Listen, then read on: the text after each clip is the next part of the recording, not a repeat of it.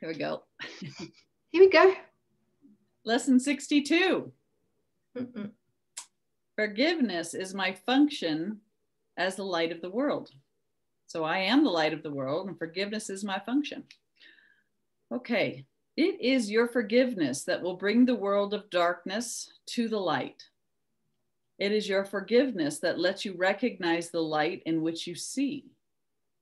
Forgiveness is the demonstration that you are the light of the world. Through your forgiveness, does the truth about yourself return to your memory. Therefore, in your forgiveness lies your salvation. Illusions about yourself. Sorry, did you say something? No. Well, actually, you heard me. I only said it in my mind. I didn't speak it through. Oh, wow. No, I heard you. Yeah, okay. All right. We might stop after this next paragraph because. Sure. Okay. Illusions about yourself and the world are one. That is why all forgiveness is a gift to yourself. Your goal is to find out who you are, having denied your identity by attacking creation and its creator. Now you are learning how to remember the truth. For this, attack must be replaced by forgiveness so that thoughts of life may replace thoughts of death. Okay. So good. Yeah, it's good. Let's unpack this a bit more because this can't be repeated enough. No. And that is that we're not forgiving somebody else, and we're not forgiving situations or experiences in the world. We are not forgiving the body for seeming to attack us with pain or illness or aging or whatever it might be, right? Right. Because, you know, it doesn't work that way. Once we've made something real, the body, others, you know, conflict, relationship conflict, whatever it might be, once we've made it real, we cannot forgive it. It's impossible to forgive it. That's right. So what we're actually doing here is remembering that what's actually happening, that what we're triggered by is actually not really happening in another person or outside of us or in the body. Right. It is happening in one place only, and that is in the mind. Okay? It's right. happening in the mind. The ego's getting its way, and we're saying yes, we're agreeing. And so the ego's projecting what it has denied, which is its own belief that it's sinned because it's separated from God and our brothers, right? So it's projecting that unforgiven belief in sin outward as guilt. So it's projecting that outward, and that's why it seems that the body can attack us or other people can attack us and all of that. So we're actually forgiving just one thing, no matter what the problem seems to be, and it's the ego's belief that we've separated, right, and that we're sinful, and because we're sinful, we're going to be punished because we're guilty, and we're going to die, right? So I have this really great diagram I want to show you guys. Okay, it's called the gap diagram. Just for that. What is it? The 50th time. We're on. I know you guys have never seen this before, and I just want to introduce you to it. The only thing, you know, we start off forgiving problems, take any problem, any issue that the mythical me is having, and we start off forgiving that. And then we practice the forgiveness, and we start to realize, wow, everything that I'm using, every trigger is there so that mythical me, the body in the center, has something to fret about, something to think about, something to talk about, something to try and fix, something to feel guilty about, right? You do enough forgiveness and you recognize Jesus comes to us and says, guys, listen. You have one problem and one solution. So the only problem that you have is that you think that any of this is real. Forgiveness is this. I'm forgiving myself for believing that that was possible. That's it.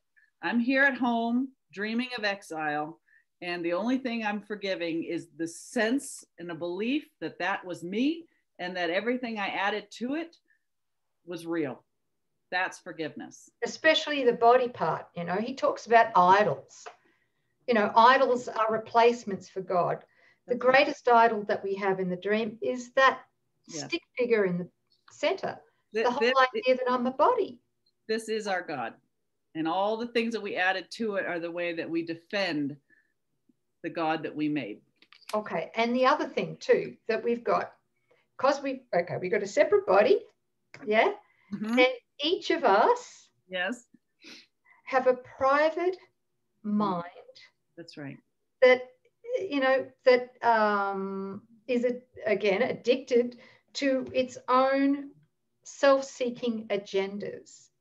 So this private mind with its self-seeking agendas comes together, as you can see in that diagram, the two split minds. Mm-hmm. That's the nature of all special relationships.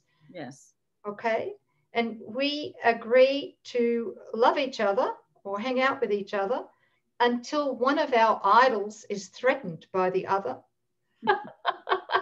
And then we don't love them anymore. Love goes out the window. Okay. Right. Yes.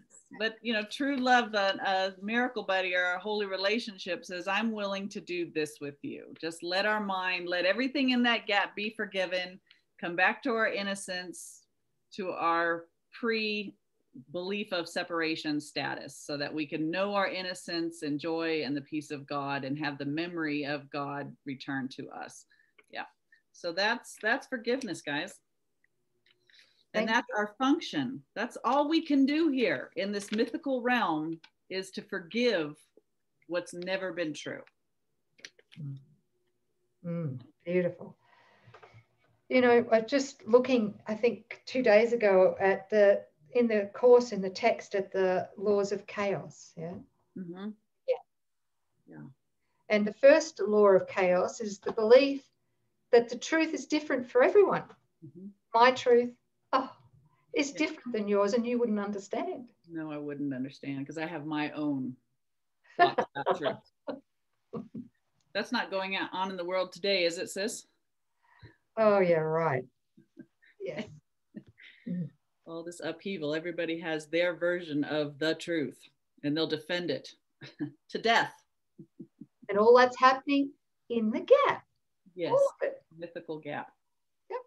There could be no conflict with anybody at all if we didn't value the gap, and especially the number one idol, which is the body. That's right. Yeah. All these different opinions to bolster different bodies. Yeah. There could be no conflict when we allow the mind of God to be our mind, and it is the only mind. So there we go. That's what forgiveness brings us to. Atonement, this feeling state of atonement. Yeah. So I don't know where we are. Yeah. Well, before we do that, what is the forgiveness process? I'm glad that you asked. You know, I have this sister Nouk, and she created this most amazing document. It's actually in her books. You will find our list of resources down in the comments below this video. And actually, it's not in the comments. Sorry to interrupt you. Please forgive me. Forgive yourself. It's over there. It's over there. It's up there. The whole YouTube thing, it just does. What do you call that? The area below? The what? What do you call it? The area below? Not the comments. The area below this video, it's called the description.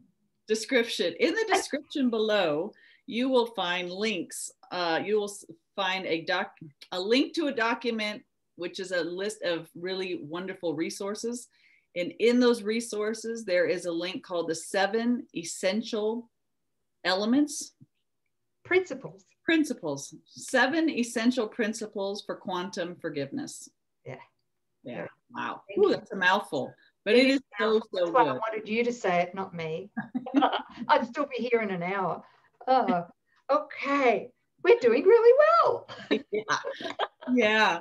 It takes you step by step through this loving process. I mean, really just holds you and takes you right from where you're triggered and you're really identifying with something in the gap, and all the way down to, you know, accepting the atonement and bringing back the peace of God into your mind. Cannot recommend it enough. So take advantage of that. Yeah, especially that short prayer. You know, yeah. in the early days, I used to have that in my pocket every day, you know, for the first few weeks until I got it, till it was burnt in my mind. And that is, you know, when we're triggered, Holy Spirit, please help me to forgive myself, right? For having used my partner or, you know, this pain or whatever it might be, to attack myself and to separate from your love as my holy self. That's right. Very short prayer. It's a beautiful prayer. Forgive me for using something in here to have an experience of not that. I want this more than I want that. Yeah. Thank you. Yeah, thank you. Now that we've got that all clear. Okay. So sis, you're up to paragraph 3. Yes. Of forgiveness is my function as the light of the world. That's right. Thank you. Remember that in every attack you call upon your own weakness, while each time you forgive, you call upon the strength of Christ in you. Do you not then begin to understand what forgiveness will do for you? It will remove all sense of weakness, strain, and fatigue from your mind. It will remove all fear and guilt and pain. It will restore the invulnerability and power God gave his Son to your awareness. Who doesn't want that? Wow. Let us be glad to begin and end this day by practicing today's idea and to use it as frequently as possible throughout. It will help to make the day as happy for you as God wants it to be. And it will help those around you, as well as those who seem to be far away in space and time, to share this happiness with you. Why is that? That's because we're accessing the one unified mind of the Son of God. That's right. As we step up individually to be the light of the world through applying our forgiveness, we are sharing that light with every son of God. Because, and so through forgiveness, we're surrendering this idea of private minds with private agendas, and we're reunifying, we're allowing that one mind that we all have to be our mind. And so as we heal, it heals everyone. Okay, that's really powerful too to think about. As often as you can, closing your eyes if possible, say to yourself, forgiveness is my function as the light of the world. I would fulfill my function that I may be happy. Then devote a minute or two to considering your function and the happiness and release it will bring you. Let related thoughts come freely, for your heart will recognize these words, and in your mind is the awareness that they are true. Should your attention wander, repeat the idea and add, I would remember this because I want to be happy. Yeah. Now, this is like, I think the first time he's bringing in the idea that our happiness lies exclusively in forgiveness, right? So not attaining accolades, not getting the A, not taking first place, not having a rip-roaring body, not being tan, not what? Having the perfect house, a sexy sports car. I forget. What else is there in the world that people go for? A Jeep? A Jeep. I want a Jeep. Yeah. Happy. Only forgiveness brings true happiness, true lasting happiness that's not predicated on fear. Nothing in the world is true happiness unless it's through our forgiveness, right? Because we can't achieve true happiness as much as we've spent lifetimes busting our ass on this. I mean, let's be honest. Yeah. I want to be happy. I want to be happy.